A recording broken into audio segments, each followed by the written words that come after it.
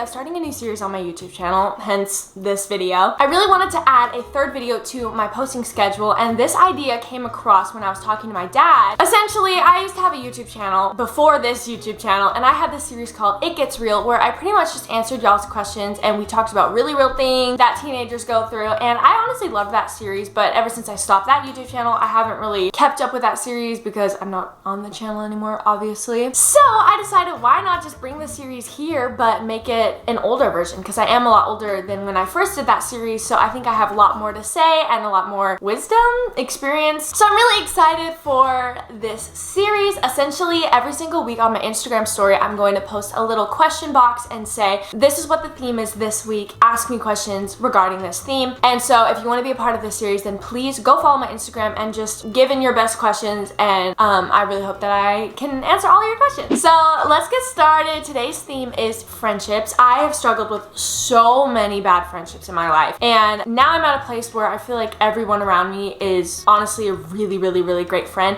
and that's only because I've gone through so much and I've worked so hard to have good friends, because I realize how important it is. Also, just a quick disclaimer, like, I don't want this to come across any way that I'm saying I know the truth, I know what to do, because that's just not the case. I'm completely speaking from experience and what I see, and also in the questions there's a minimum word count, so I can't really get all the context to every situation. It's really just like a line or two. So don't hate me if I give you the wrong advice and it goes wrong. I really hope that doesn't happen. I just made some coffee and it's amazing. I have this coffee magazine. It's a subscription. Every 4 months they send me a new magazine with a new coffee beans that you can try, and the ones from the first magazine are from Guatemala, and I love this coffee. It is so like warm and creamy and good. So I'm thriving and I'm super excited to answer these questions. The first question is how to deal with friendship breakups and get used to being strangers with each other. This is a great question, and probably the most common question that I got is like how to deal with a friendship breakup. And first and foremost, I just want to say, I know it is so painful. Like, when you are in the middle of the night and you used to FaceTime your friends when you're having like a little overthinking crisis, and then all of a sudden you don't have that person, it is so hard. First of all, don't look back. Don't ever question your decision, because I think that's the way, like, that life, you never move on from things and you never really recover if you keep looking back. So I would say be firm in your decision and don't long for that friendship that you had. I would also say don't cut yourself off from making new friends and letting the trust issues and whatever happened in the past kind of affect your present. And then I would also say don't be angry at your old friend. You can never move on if you have anger towards someone, because that means you're still thinking of them. And this goes for like boyfriends too. I mean, a lot of these questions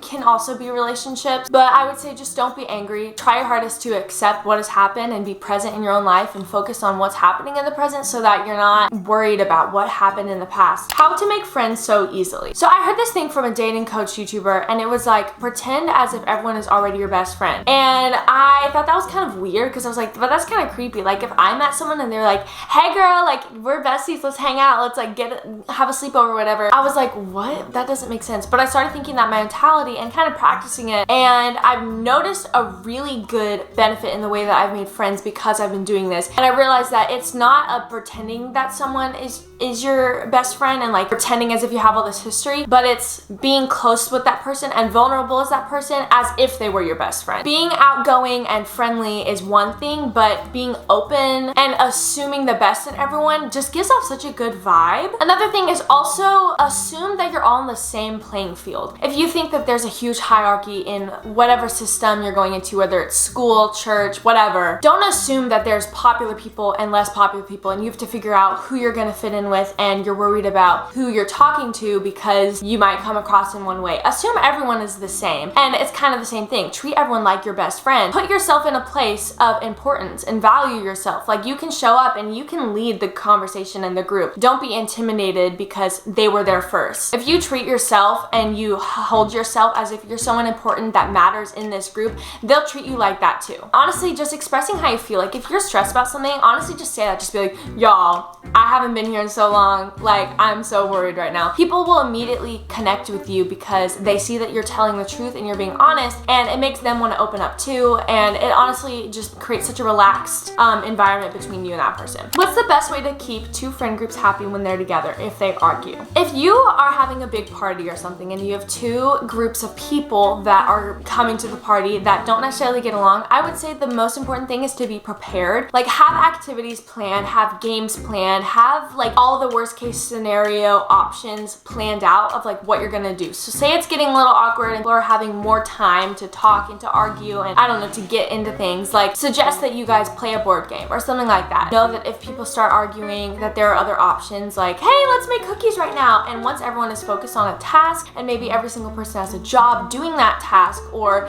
you know, their own player in the game, then they're focused on themselves and hopefully winning or making the cookies or doing the craft or whatever it is that you have prepared, and hopefully they're focused on that so they don't really have time to argue. What do you do when you have a class but none of the girls include you? Okay, so this kind of goes along with the making new friends thing. I had a group of friends that I used to want to fit in with so badly. Like, I always felt like they were judging me, they didn't like me, and so I kind of assumed everyone didn't like me, everyone gossiped about me, everyone was watching me, and I just had that mentality, and so I kind of kept to myself, and I ended up just like feeling really awful about myself and insecure. And then summer came and I had changed a lot. I saw the same group of girls and I was open with people, I was assertive. If two girls were having a conversation, I would just go up to them because in my eyes I had nothing to lose. I was like, these girls don't like me anyways, so I'm just gonna like be myself. I asserted myself into conversations, I complimented people, I asked questions about people. If someone brought up some like tea, I'd be like, wait, tell me more. Like, I was into them, engaged with them, and all of a sudden they kind of liked me, and I ended up finding out that they never didn't like me. I was just the shy girl, which is so weird to think of me as that, but I was just the shy girl and they had nothing against me. They just had like bad resting faces, because sometimes that can happen. But I would say don't wait on the world to include you. Include yourself. Like, be assertive, and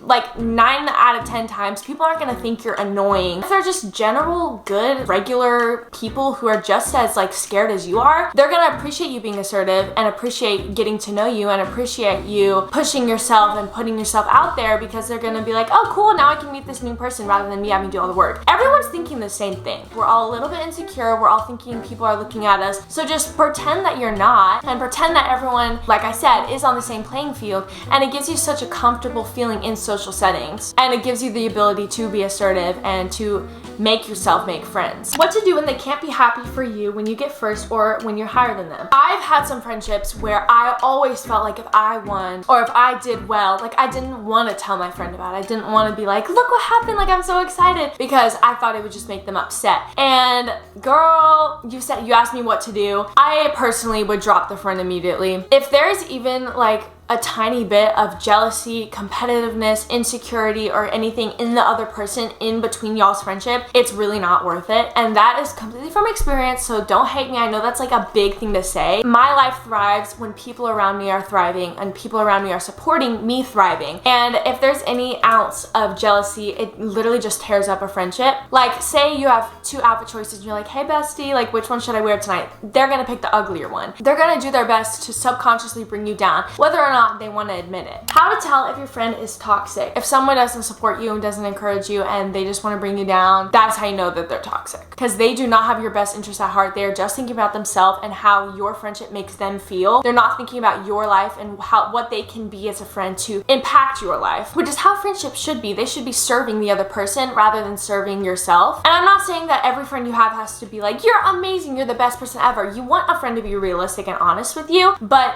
the reason that they're realistic and honest with you is because they genuinely care about you in their heart.